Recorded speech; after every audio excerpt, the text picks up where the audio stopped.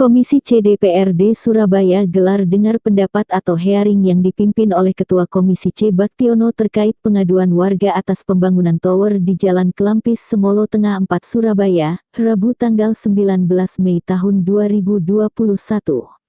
Warga mengeluh dengan berdirinya tower yang tepat berada di belakang rumahnya yang diperkirakan berjarak 2 meter dari belakang rumah Ibu Eni dan Ibu Lilik, warga Kelampis Semolo Tengah 4 Blok E Surabaya. Menurut warga Kelampis Semolo Tengah 4 Blok E tower setinggi antara 35 sampai 42 meter dan berdiri sejak tahun 2006 tanpa sosialisasi atau izin warga. Usai hearing warga Kelampis Semolo Tengah 4 dan Ketua Komisi C DPRD Surabaya ditemui awak media mengatakan. Persis belakang saya, jadi nggak ada 2 meter, nggak ada. Itu pusing. Banyak yang sebelahnya itu kejatuhan dari atas itu barang apa kayak gitu. Terus harap yang ada ibu-ibu tadi ada itu ya. Itu sebelahnya kalau saya pas belakang saya persis itu.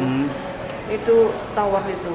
Yaitu yang saya takutkan ya dampak kesehatan juga. Itu terutama dari radiasi itu toh.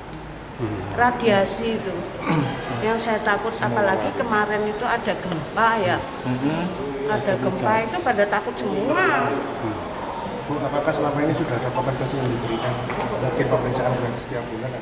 Jangankan kompensasi, permisi aja tidak. Permisi aja tidak. Ke RT, warga Kelampis Semolo Tengah 4, Ibu Eni ini bodi dari tower kena 1/4.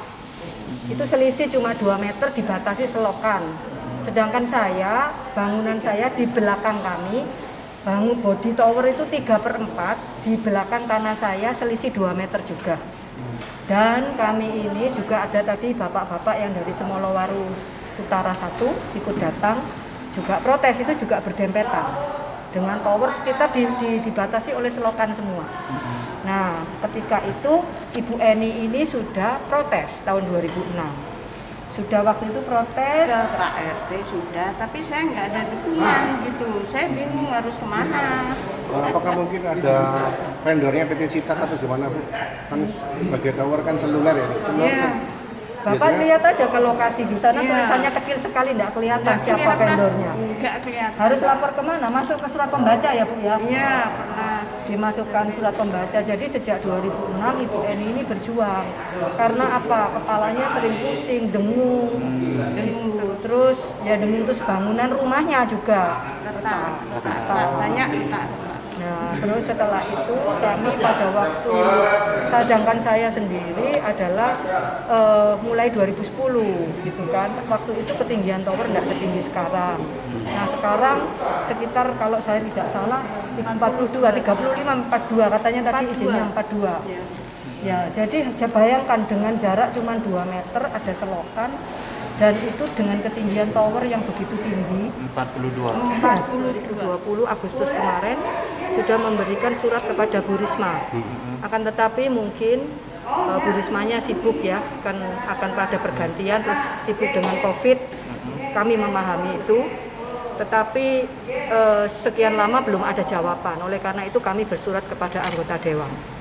Jadi kami berharap ini bisa Sudah berapa kali Bu diheringkan di komisi? Baru sekali ini, memang bagus sekali anggota Dewan, responnya luar biasa. Karena dalam waktu cepat langsung kami dipanggil. Kami bersurat itu waktu itu kalau nggak salah bulan April, akhir April. Ya, akhir April kita bersurat ke anggota Dewan ya Bu. Ya kurang lebih itulah. Terus tapi dalam waktu cepat responnya. Kami sangat berterima kasih dengan anggota Dewan. Iya, terima kasih. Khususnya Komisi Jadi C. respon cepat ya Bu? Oh, sangat cepat. Sekali. Kami sangat terima kasih. Tolong disampaikan. Bu, mohon maaf, untuk lahan tower sendiri itu masih sewa atau lahannya? Sewa. Ini tower greenfield ya, jadi dari tanah, dari bawah, bisa bayangkan Mas. Jadi rumah kami tidak laku, siapa yang mau membeli? Siapa yang mau menyewa?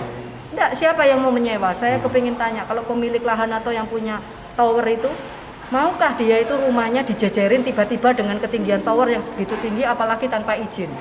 Nah, ada yang mau jual itu loh. Enggak laku sejak 2018, Ibu Moreng. Nggak jadi, begitu melihat ada tower nggak jadi. lihat situasi itu langsung Iya, nggak jadi. karena ada tower terlalu dekat sekali.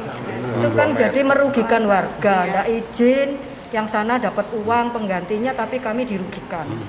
Tapi Jadi ada yang dapat kompensasi, Bu? ada Kayak- cuma 200 tapi itu bukan minta izin. Tower sudah berdiri Jadi 2016. tower sudah berdiri, Harusnya kan radius dong, Bu. jadi Iya. warga itu nggak tahu itu tuh uang apa. Dia bilang ini ada rezeki, gitu aja. Iya. 200.000. Itu tahun berapa itu, Bu? 2016. 2016. Jadi tower berdiri 2006 sudahan. Tapi ada pergantian ketinggian, tapi katanya tidak ada itu. Terkait dengan pengaduan warga tentang berdirinya tower sejak tahun 2006 di daerah Medoan, itu juga pernah diprotes warga sejak saat itu. Tampaknya mungkin tidak dihiraukan dan juga sempat lolos juga. Dan dengan berdirinya tower di sana ternyata juga merugikan beberapa warga. Ada warga yang rumahnya sempat retak-retak, dan perizinan sejak 2006 itu juga dasarnya untuk proses menuju IMB juga belum bisa dijelaskan, dan dokumennya juga masih harus dicari oleh dinas terkait yang ada di kota Surabaya.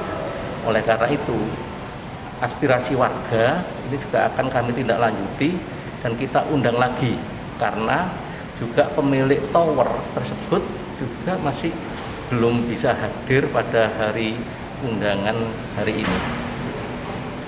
Pemilik towernya siapa Pak itu? Jadi ada salah satu vendor ya, jadi salah satu operator telepon seluler yang itu juga harus bertanggung jawab juga, karena pemilik lahan mereka hanya menerima kontrak saja, dan semua perizinan itu diurus oleh pemilik tower.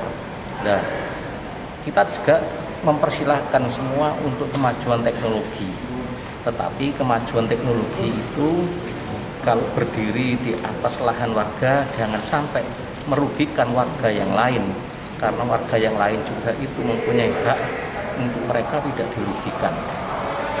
Pak Selama ini menurut keterangan warga ini belum ada kompensasi atau seperti apa? Atau ada Jadi yang sudah? sejak berdirinya tower tahun 2006 itu harus ada sosialisasi ke warga, dan ini penting karena sosialisasi ke warga ini bisa menerima enggak, karena tower ini bukan tower seperti saat ini yang towernya hanya kecil. Karena tower ini tower yang besar dengan rangka besi, dengan konstruksi baja, dan tingginya sampai 42 meter. Dan ini juga banyak di daerah lain yang ambruk, banyak di daerah lain yang rusak. Nah, ini kekhawatiran warga, ketakutan warga sekitar ini juga semakin tinggi. Oleh karena ini harus dievaluasi. Kalau memang tower ini tetap berdiri, kami persilahkan, tetapi memakai teknologi yang saat ini berada, bukan teknologi yang masa lalu.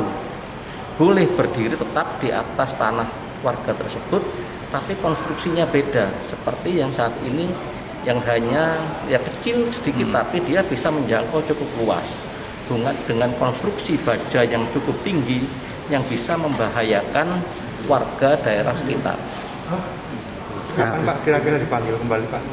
Jadi kami akan mengundang minggu depan, dan dinas-dinas terkait, ada dinas lingkungan hidup, dinas perhubungan, dinas cipta karya dan pemukiman, harus membawa data-data lengkap, yaitu data pertama kali berdirinya tower.